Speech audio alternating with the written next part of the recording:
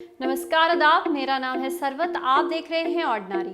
Actress Richa Chadha को मिला Bharat Ratna doctor Ambedkar award. Sushmita Sen मना रही है अपना 45वां बर्थडे। गोवा की पहली महिला गवर्नर का हुआ निधन। ऑर्डिनरी के स्पेशल न्यूज बुलेटिन विन यानी वुमेन इन न्यूज में हम इन सब के बारे में बात करेंगे।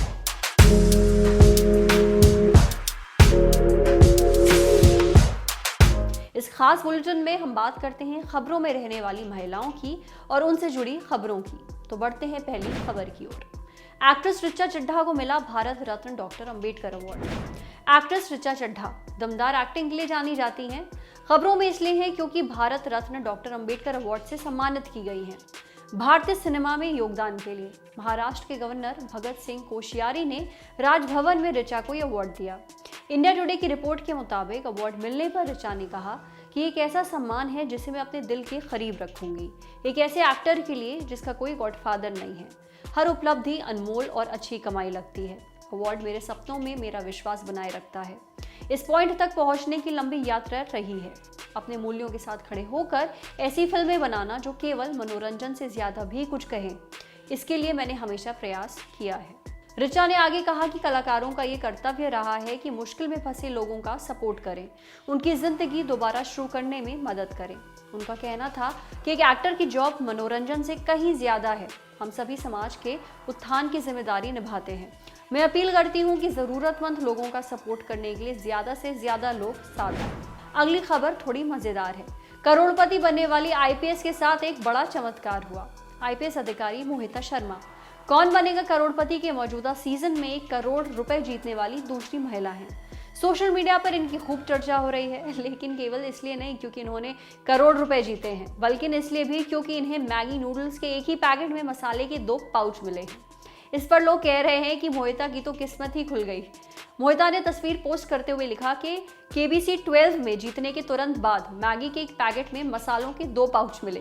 कभी सोचा नहीं था कि इतनी लकी रहूंगी। आज भगवान मेहरबान है। इसके बाद लोगों ने भी जमकर मजे लिए। एक ने कहा कि ये तो कमाल हो गया, दूसरे ने कहा कि किस्मत खुल गई है आपकी तो। एक अन्य यूजर ने कहा कि केबीसी में जीतने के लिए 1 पाउच एक्स्ट्रा है। एक और यूजर का कहना था कि मैम आपके तो अच्छे दिन आ रहे हैं। अब बात गोवा की पहली महिला गवर्नर की जिनका निधन हो गया है। मृदुला सिन्हा गोवा की पूर्व गवर्नर और बीजेपी नेता थी। 77 बरस की उम्र में 18 नवंबर के दिन उनका निधन हो गया।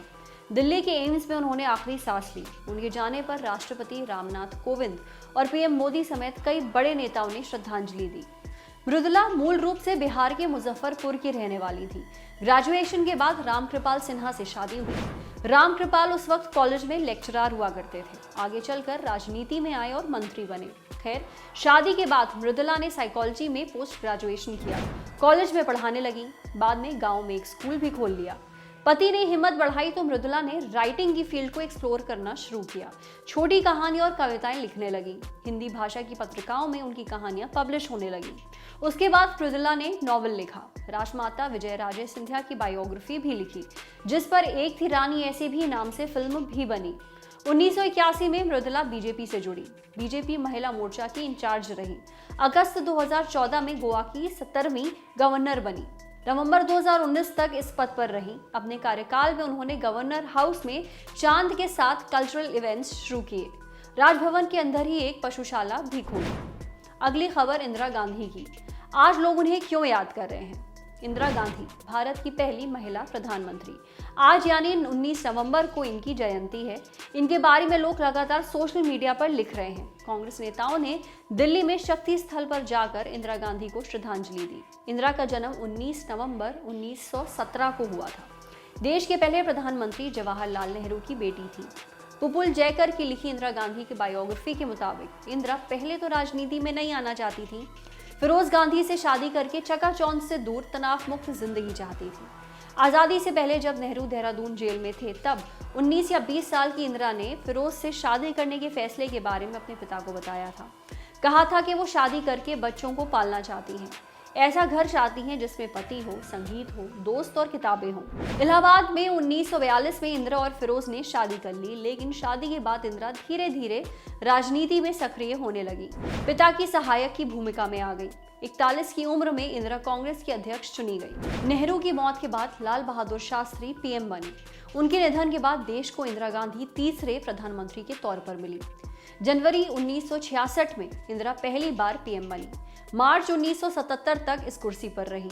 इसी बीच इंदिरा ने देश में इमरजेंसी लगाई 1975 से 1977 तक। इसके बाद हुए चुनावों में इंदिरा को हार का सामना करना पड़ा, लेकिन 1980 में वो फिर से पीएम चुन ली गई। 31 अक्टूबर 1984 को हत्या किए जाने तक इस पद पर रही। इंदिरा के बाद कोई और महिला देश की प्रधानमंत्री नहीं बन पाई है। इंदिरा के शासनकाल की बात करें तो उन्हें आयरन लेडी कहा जाता है, लेकिन 21 महीनों तक इमरजेंसी लगाने की वजह से उनकी आलोचना भी काफी होती है, क्योंकि उस दौरान जिसने भी आवाज उठाई उसे जेल जाना पड़ा, जिसने विरोध किया उसे सजा मिली। अब बात बॉलीवुड से। सुष्मिता सेन मना रही हैं अपना 45वां बर्थडे। एक्ट्रेस सुष्मिता सेन, आज उनका 45वां बर्थडे है। सोशल मीडिया पर उनके फैंस समेत कई बॉलीवुड सेलेब्स ने विश किया है। अनुष्का शर्मा ने भी सुष्मिता के लिए इंस्टाग्राम पर पोस्ट डालते हुए लिखा, इंस्पायर करते रहना। अब सुष्मिता का बर्थडे है तो इसी बहाने उनसे जुड़ी कुछ और बातें भी जान लेते हैं। 1994 में वो मिस यूनिवर्स बनी थी। पहली बार भारत की किसी औरत ने यह खिताब पाया था। फिर सुष्मिता फिल्मों में आई। 1996 में फिल्म दस्तक से बॉलीवुड में दस्तक दी। ढेरों फिल्में की। 2005 के बाद से फिल्मों से थोड़ा दूर हो गई, मतलब फिल्में की लेकिन संख्या कम हो गई। 2010 के बाद फिल्मों से एकदम दूर हो गई। हाल ही में सुष्मिता ने आर्या वेब सीरीज से कमबैक किया और ये शानदार कमबैक रहा। सुष्मिता जब 25 साल की थी तब उन्होंने अपनी बेटी रैने को गोद लिया था। 2010 में दूसरी बेटी अलीशा को गोद लिया। अगर थोड़ा और इंस्पायर होना है तो ये भी जान लीजिए कि मिस यूनिवर्स बनने वाली सुष्मिता स्कूल के वक्त किसी कंपटीशन में स्टेज पर जाने से भी डरती थी, क्योंकि वो ठीक से अंग्रेजी नहीं बोल पाती थी। अंग्रेजी में फ्लुएंट होने के लिए सुष्मिता ने कड़ी मेहनत की। कुछ साल बाद लोगों ने उन्हें दुनिया के सबसे बड़े स्टेज पर बिना डरे अंग्रेजी बोलते देखा। अब हमारा आखिरी और खास सेक्शन, आज की ऑर्डिनरी। यहाँ हम उन औरतों या लड़कियों के बारे में बताते हैं जो हमारे जैसी आम महिला होती हैं, लेकिन उनसे हर कोई कुछ ना कुछ सीख सकता है। आज की ऑर्डिनरी हैं हेड कांस्टेबल सीमा ढाका। इन्हें आउट ऑफ टर्न प्रमोशन दिया गया है, यानी समय से पहले प्रमोशन मिला है। Delhi police commissioner SN Srivastava ने सीमा को ये प्रमोशन इसलिए दिया क्योंकि उन्होंने 14 साल से कम उम्र के लापता 76 बच्चों में से 56 को ढूंढ निकाला है। खास बात यह भी है कि सीमा दिल्ली की पहली ऐसी पुलिसकर्मी बन गई हैं जिनको बच्चों को तलाश करने के लिए बनाई गई इंसेंटिव स्कीम के तहत ओटीपी यानी आउट ऑफ टर्न प्रमोशन दिया गया है। सीमा ने इन बच्चों को केवल दिल्ली से ही नहीं बल्कि पंजाब और पश्चिम बंगाल जैसे राज्यों से भी तलाशा है। दिल्ली पुलिस कमिश्नर ने अगस्त की शुरुआत में ये स्कीम शुरू की थी। इसमें कहा गया था कि जो भी कांस्टेबल या हेड कांस्टेबल एक साल में 50 या उससे अधिक लापता बच्चों की तलाश करेगा, उसे आउट ऑफ टर्न प्रमोशन दिया जाएगा। सीमा ने ये काम कर दिखाया। अब हर कोई उनकी तारीफ कर रहा है। तो ये थी आज की खबरें। अगर आप भी जानते हैं ऐसी किसी महिला को या लड़की को जो दूसरों के लिए मिसाल है, तो आप हमें मेल कर सकते हैं। हमें उनके बारे में बताइए। मेल करिए lalontopwomeninnews@gmail.com पर। आप तक ये खबरें लेकर आई थी लालिमा। कैमरे के पीछे हमारे साथ हैं राशिद। ये वीडियो फेसबुक पर देख रहे हैं तो हमारे फेसबुक पेज को लाइक करिए। यूट्यूब पर देख रहे हैं तो हमारे चैनल को सब्सक्राइब करिए। बेल आइकन पर ज़रूर क्लिक कर दीजिए ताकि जब भी हम कोई नया वीडियो अपलोड करें तो उसका नोटिफिकेशन आप तक सबसे पहले पहुंचे। शुक्रिया।